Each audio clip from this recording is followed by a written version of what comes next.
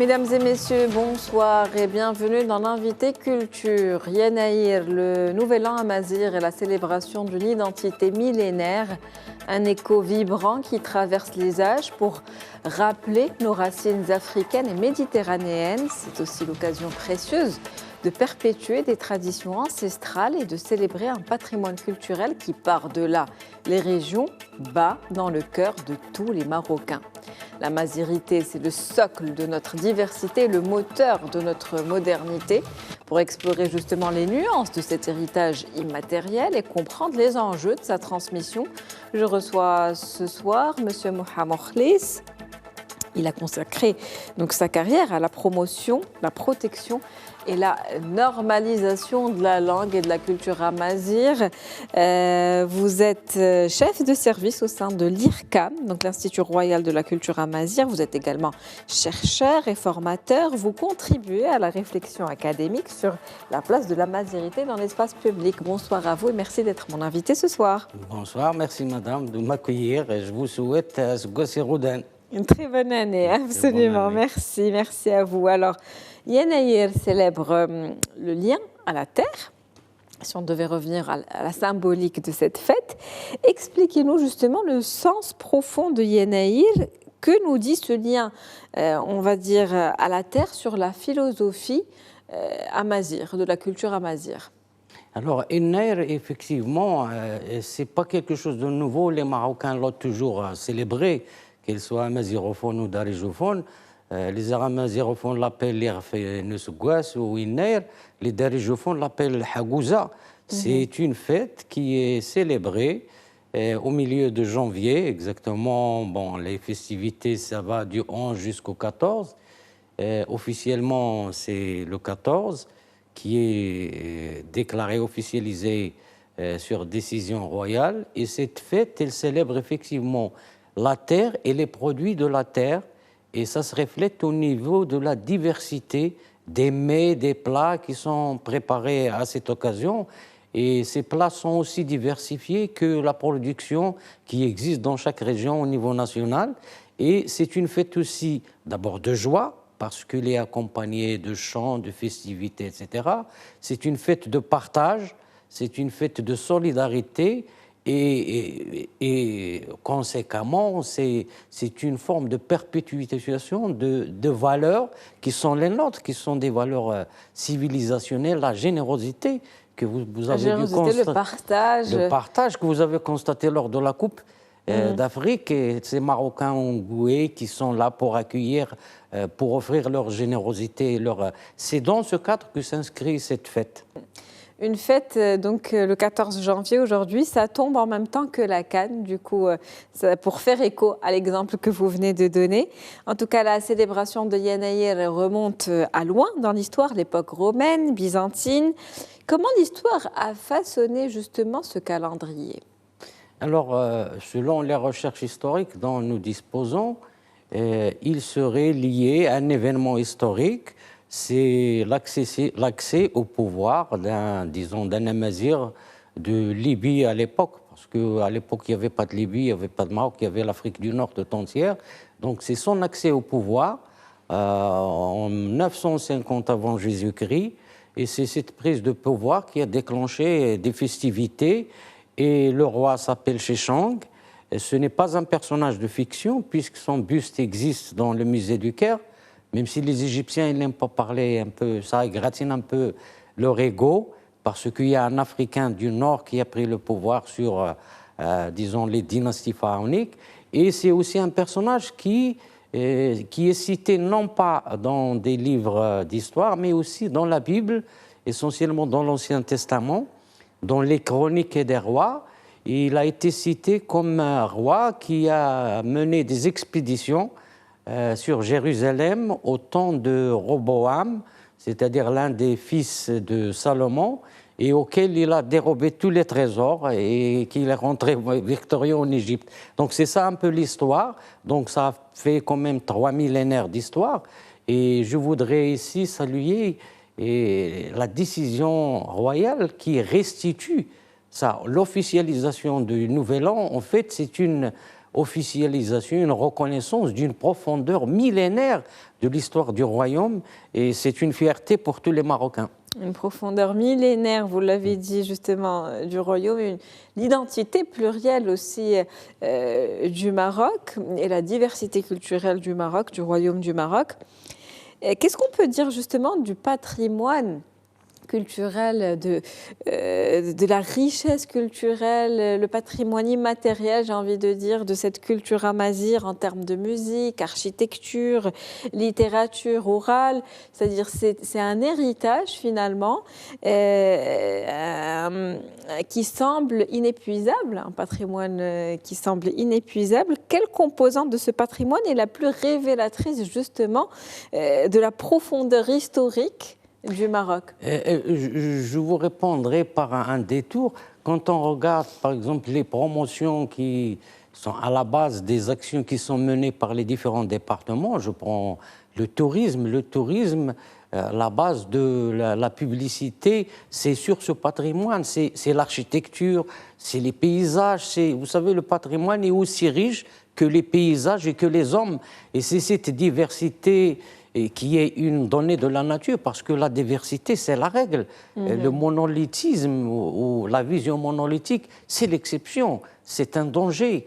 Et la diversité et cette richesse, c'est ce qui constitue notre profondeur, notre spécificité culturelle et identitaire qu'il faudrait préserver. Parce que le Maroc, vu aussi sa situation géographique, c'est un carrefour d'apport. Et on a de la chance que cette culture amazigh ancestrale, comme vous avez dit, a su disons, non pas se laisser assimiler, mais assimiler les différents apports, vous avez parlé de l'influence africain, méditerranéen, européen, etc. Tous ces éléments sont présents dans notre culture, sans pour autant égratigner ce socle qui constitue un peu la fierté de tout le monde. Justement, parce que vous parlez de socle, donc le patrimoine amazigh est aujourd'hui décrit comme un socle commun à tous les Marocains, je le disais tout à l'heure dans mon introduction. Comment cette fête contribue à l'unité nationale, justement, et puis aussi à la diversité culturelle qu'incarne aujourd'hui notre royaume du Maroc? D'abord, c'est une fête qui est célébrée par tous les Marocains, sans exception. Ce n'est pas une fête qui est exclusive pour une communauté. Tous les Marocains la célèbrent. Je vous rappelle que je l'ai déjà dit, que pour les Amazigh, c'est Inéner, mais pour les arabophones, c'est Hagouza. Vous savez que l'une des régions qui a conservé, qui est darijophone, qui a conservé l'un des plats les plus spécifiques, c'est la région de Dokala, qui est maintenant darijophone, mais qui était amazighophone, puisque c'est un peu le territoire d'une des grandes dynasties amazighes, les Borwata, qui ont régné pendant 4 siècles. Donc cette richesse, cette diversité de célébration dans la communion. L'Institut royal de la culture amazigh a retenu comme slogan cette année, c'est fêter le Maroc pluriel dans l'unité. Parce que cette unité, c'est ce qui nous permet, c'est notre carapace en quelque sorte, c'est ce qui nous permet de nous prémunir, mais en même temps, c'est elle qui nous conserve cette richesse immense qui a des racines profondes dans notre histoire. Et cette identité plurielle du Maroc, justement en tant que haut cadre aujourd'hui, haut responsable à l'IRCAM, quel rôle joue la langue amazigh dans la préservation justement des rituels et de cette culture et de ce patrimoine immatériel? Alors la langue, c'est important parce que c'est à travers la langue que s'exprime une identité, quelle que soit cette identité, cette civilisation. Et la langue, ça conserve les chants, ça conserve des mots, ça conserve des pratiques, ça transmet une mémoire millénaire, et ça permet une perpétuation disons, de cette pratique dans la mesure où nous avons des relais, comme c'est le cas chez vous. Les médias prennent le relais, l'école intègre dans ses programmes et dans ses manuels scolaires ce genre de pratiques et de rituels pour perpétuer chez les jeunes, chez nos adolescents, nos jeunes, nos enfants, cette pratique qui constitue notre fierté et qui nous permet à un moment de l'année de nous rassembler pour manger du couscous, des plats, tsagoula, pour fêter, pour danser, parce que c'est une fête qui célèbre aussi la vie, la joie, le bonheur et le partage. La joie et la bonne humeur. En tout cas, pour revenir à la structure de cette langue, on en parlait tout à l'heure en off, vous avez fait le parallèle avec la Darija. Et vous m'expliquiez en fait que la Darija et la langue amazigh ont exactement la même structure, ce ne sont que les mots qui changent. Mais dans la logique de construction de phrases, on est dans la même logique. Effectivement, oui. Et vous savez, le contact entre les langues, ça produit ce genre de phénomène. Nous avons ce genre de phénomène dans ce qu'on peut appeler le créole dans les régions d'Amérique latine. Nous en avons ce qu'on appelle le pidgin dans les régions en Inde, c'est-à-dire le contact entre l'anglais et les langues locales ou entre le français et d'autres langues.